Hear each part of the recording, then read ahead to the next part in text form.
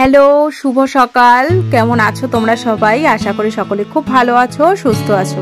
তো আজ হচ্ছে পৌষ পার্বণ, পিঠে পায়েসের দিন, আর সাথে গঙ্গাসাগর মানে গঙ্গা স্নানেরও দিন। তো বঙ্গলালনার নতুন একটা ব্লগ ভিডিওতে তোমাদের অনেক অনেক স্বাগত, অনেক শুভেচ্ছা আজকের দিনের জন্য। তো তোমাদের সকলকে স্বাগত জানিয়ে আজকের ভিডিওটা আমি স্টার্ট করছি। তো সকালবেলা ঘুম থেকে উঠেই ঘরের সমস্ত কাজকর্ম করে নিয়ে চলে গেছি টিফিন করতে। আজকে সকালবেলা একদম গরম গরম লুচি আর বেগুন ভাজা দিয়ে সকালে টিফিন করেছিলাম। তারপরে দেখছি কুয়াশা কিছুতেই কাটছে না, মেঘলা আকাশ। একটু বেলা করেই ভাবলাম গঙ্গায় যাব আজকে স্নান করতে। আমি আর বিশ্ব গত 3 বছর ধরেই এই দিনে আমরা দুজনে যাই গঙ্গায় স্নান করতে। গঙ্গা আমাদের একদম বাড়ির সামনেই, একটু গেলেই আমরা গঙ্গা পৌঁছে যাই। তো গঙ্গায় গিয়ে আমরা প্রতি বছরই স্নান করি, আর এবছর ছেলেকেও নিয়ে গেছিলাম, আর সাথে আমাদের এক কাকিমাও বলল যে চল আমিও যাব তোদের সাথে এবছর গঙ্গায় স্নান করতে। তো কাকিমাকেও নিয়ে গেছিলাম। আর যে কোনো ভালো কাজ বা যে কোনো এই সমস্ত জিনিস না একা একা ঠিক হয় না, সাথে একটা সঙ্গী সাথী কেউ থাকলে সেই কাজটা করার আনন্দটাই আরো দ্বিগুণ বেড়ে যায়। তো 4 জনে মিলে চললাম গঙ্গায় স্নান করতে। কিন্তু তার আগে, গঙ্গায় যাওয়ার আগে আমি বাড়িতে রান্নাগুলো সেরে রেখে গেছিলাম। আজকে যেহেতু পৌষ পার্বণ, তো বাড়িতে নিরামিষই রান্না করেছিলাম। খিচুড়ি করেছিলাম, বাঁধাকপির তরকারি করেছিলাম, আর বেগুন ভেজেছিলাম। সকালেও বেগুন ভাজা, দুপুরেও আবার বেগুন ভাজা। বেগুনগুলো এত ভালো ছিল বেগুনগুলো, এক ফোঁটা দানা নেই। কি সুন্দর ভাজা, খাওয়ার জন্য একদম আইডিয়াল বেগুন ছিল। তো চলো এগুলো সমস্ত রান্না বান্না কমপ্লিট করে ঠাকুরের বাসন টাসন পরিষ্কার করে আমরা 4 জনে মিলে চললাম গঙ্গায় স্নান করতে। এবার গঙ্গায় গিয়ে দেখি ওখানে তখন ভাটা চলছে।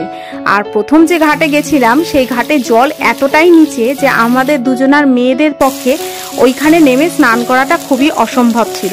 তো আবার একে তাকে জিজ্ঞেস করে পাশের ঘাটে বিশ্ব গিয়ে দেখলো ওখানে তাও তুমি সিঁড়িতে বসে একটু স্নান করতে পারবে, কিন্তু কেউ যদি তোমাকে বালতিতে করে একটু জলটা তুলে দেয়, একটু হেল্প করে, তাহলে তুমি ওখানে বসে স্নানটা করতে পারবে। তো অনেকক্ষণ বসেছিলাম। তারপরে এই জোয়ার আসে এই করে করে 1টা-1.5টা বেজে গেছে। বসেই ছিলাম, হালকা হালকা একটু জোয়ার এসেছিল। তারপরে বিশ্ব একটা ড্রাম জোগাড় করেছে একজনের থেকে, সেই ড্রামে করে করে আমাদের সকলকে জল তুলে তুলে দিয়েছে, আমরা স্নান করেছি। তারপরে পাশেই একটা শিবলিঙ্গ ছিল, সেখানে একটু জল ঢাললাম, স্নান টান করে তারপরে আমরা ওখানে সবার মুখে শুনতে পেলাম যে ওখানে পাশাপাশি অনেক মন্দির রয়েছে, একটা রাধা গোবিন্দর মন্দির রয়েছে। আর আমাদের এই খড়দার যে ঘাট রয়েছে, এই ঘাটের আশেপাশে অনেক আশ্রম, যেমন কাঠিয়া বাবার আশ্রম, তোমরা নিশ্চয়ই নাম শুনেছো, তারপরে রাধারানী জিউ মন্দির, এগুলো সমস্ত কিছু না রয়েছে। তো আমরা যদিও সেইখানে কখনো যাইনি, এই প্রথমবার। তো একে তাকে জিজ্ঞেস করতে করতে ভেতরে হাঁটতে হাঁটতে এদিক ওদিক খুঁজে খুঁজে শেষ পর্যন্ত মন্দিরটা খুঁজে পেলাম এবং রাধারানী আর শ্রীকৃষ্ণকে দর্শন করলাম। ভীষণ অপূর্ব সুন্দর মূর্তি ছিল। তো দর্শন করে ওখান থেকে গেছিলাম কাঠিয়া বাবার আশ্রমে। তো ভাবলাম যে হয়তো যদি এখানে ভোগ প্রসাদ হয় তাহলে একটু খেয়েই যাব, খুব ইচ্ছে করছিল সেদিন সবারই। তো গিয়ে দেখলাম যে না, ওদের একটার মধ্যে ভোগ প্রসাদের সমস্ত কিছু শেষ হয়ে গেছে। তো সেদিন আর আমরা ভোগ প্রসাদ পাইনি, আর বাড়িতে তো নিরামিষ রান্না করাই ছিল। তো যাই হোক, সব দর্শন করে বাড়ির উদ্দেশ্যে আবার রওনা দিলাম। এবার বাড়িতে এসে খাওয়া দাওয়া করে একটু বিশ্রাম নিয়ে তারপর সন্ধ্যেবেলা স্টার্ট হলো পিঠে বানানো। এবারে আমাদের বাড়িতে লোক সংখ্যা খুবই কম, মেম্বার খুবই কম, আর মিষ্টি আমাদের বাড়িতে সেরকম খুব একটা কেউ পছন্দ করে না। জোর হলে 1টা কি 2টো পিঠে খাবে, সেই জন্য খুব একটা বেশি পাটিসাপটা পিঠে করিনি। একরকমই পিঠে করেছিলাম, আর পায়েসটা আর আজকে করিনি, কারণ দুবার গুড়ের পায়েস অলরেডি আমাদের খাওয়া হয়ে গেছে। তো অল্প করে আমি আর বিশ্ব দুজনে মিলেই নারকোল কুড়িয়ে দিয়েছে বিশ্ব, আর গুড় দিয়েও সেটাকে পাক দিয়ে দিয়েছিল।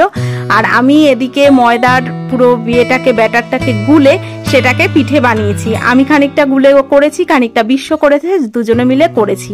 করে নিজেরাও 1-2টো যেমন হোক খেয়েছি, আর খেতে খুব স্বাদ হয়েছিল গুড়ের, বেশ ভালো লাগছিল খেতে। 1-2টো খেয়েছি, কিন্তু খুব ভালো লেগেছে, আর পাশে কাকিমাদেরকেও দিয়েছি।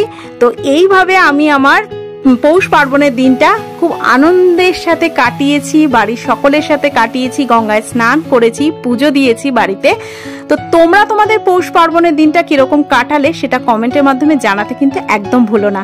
আর তোমরা কে কিরকম কিরকম কত ধরনের পিঠে বানাতে জানো সেটাও আমাকে কমেন্টের মাধ্যমে জানাতে কিন্তু একদম ভুলো না। তোমরা তোমাদের বাড়িতে কি কি পিঠে বানালে সেটাও জানিও, আর তোমরা তোমাদের পৌষ পার্বণ কিরকম কাটালে সেটাও কমেন্টের মাধ্যমে জানাতে ভুলো না। তো চলো, সকলের থেকে এখন বিদায় চাইছি।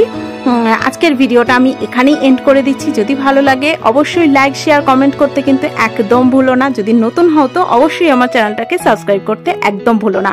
আর পাশে একটা বেল বাটন আছে, সেটাকে একটু টিং টিং করে বাজিয়ে দিও, অল নোটিফিকেশনটা একটু অন করে দিও, তাহলে যখনই আমি নতুন কোনো ভিডিও আপলোড করি না কেন তার ফার্স্ট নোটিফিকেশনটা তোমাদের কাছে পৌঁছে যাবে। আর যারা অলরেডি এখনো পর্যন্ত আমার চ্যানেলটাকে সাবস্ক্রাইব করোনি তাদের জন্য আমার অনেক অনেক ভালোবাসা, যাতে আগামী দিনে খুব তাড়াতাড়ি আমার চ্যানেলটাকে তোমরা সাবস্ক্রাইব করে ফেলো। আর যারা অলরেডি আমার চ্যানেলটাকে সাবস্ক্রাইব করে ফেলেছো তাদের জন্য আমার অনেক অনেক ভালোবাসা। সবাই খুব ভালো থেকো, সুস্থ থেকো, সাবধানে থেকো, এই জানিয়ে শুভরাত্রি জানিয়ে আজকের ভিডিওটা আমি এখানেই এন্ড করলাম। টাটা।